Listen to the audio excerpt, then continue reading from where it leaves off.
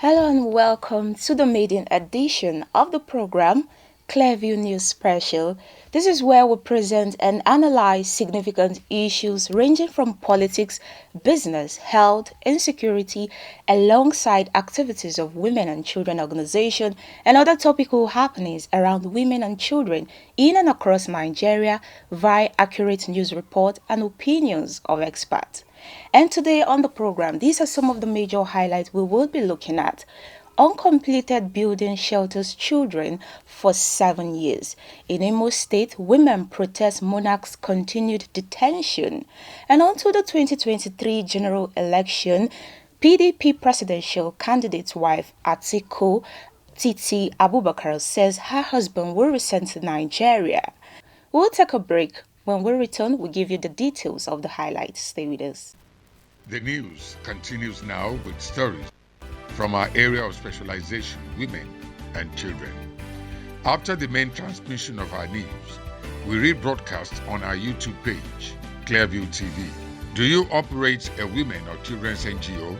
Are you at the helm of affairs of a government establishment or a corporate organization involved in the affairs of women and children? Then you are our partners in progress. We have a mission to better the lot of our women and children. Join us to celebrate womanhood and work assiduously to better the lot of the Nigerian child.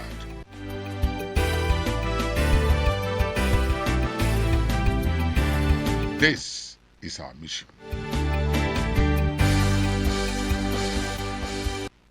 Welcome back. Starting with the first topical issue on today's program, uncompleted building shelters children for 7 years. Children, they say, are a heritage from God.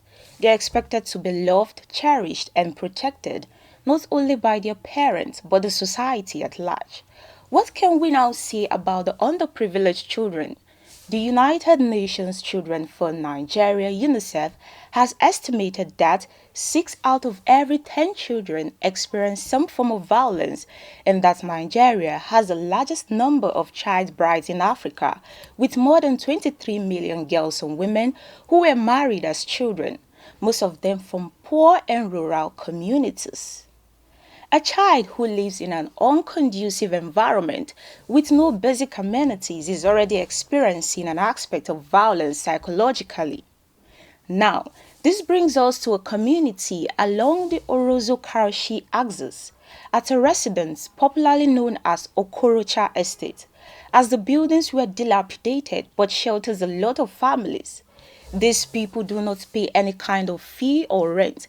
Investigation by Clearview News correspondents revealed that this building belongs to the former governor of Imo State, Rochas Okorocha, but seems abandoned.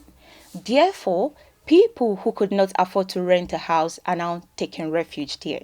We went further to get the details of how these people lived their lives here, but they refused to talk.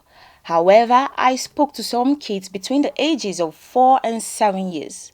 One who was left to look over the house as there was no doors, windows or roof, said his mother was away.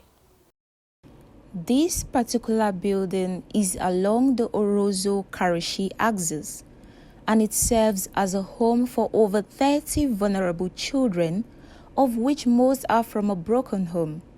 Speaking with one of the children, he said he doesn't know his mother's name. Okay, are you going to school? Do you used to go to school? Sometimes you used to go, sometimes you don't used to go. Why are you not going to school? Eh? Tell me now. Tell me, why are you not going to school?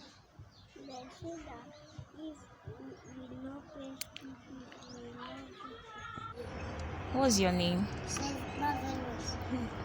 Is this your brother? Yes. Okay. What of your mom and your dad? I don't know my mom name. You don't know your mom? Tell me. She did tell you her name. So why are people living in this place? Is this where people stay? Yes. Why are people living in this house? I don't know. You don't know? What of your dad? I go to work. Because I can see this is a dilapidated building.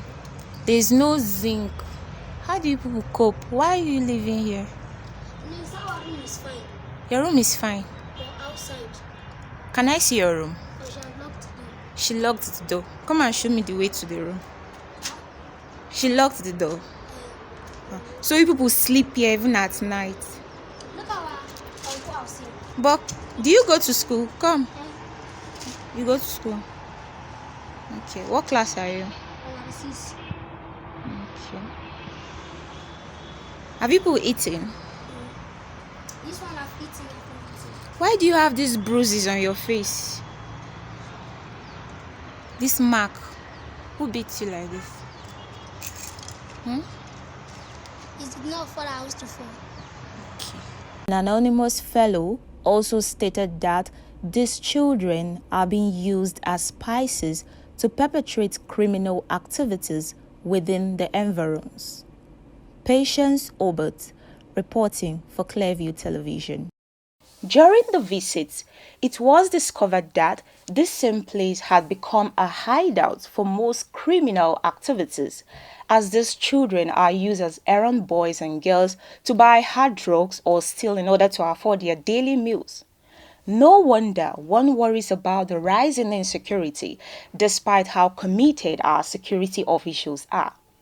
It all starts from the upbringing of a child. The government of Nigeria bears the primary responsibility for the protection of children in the country.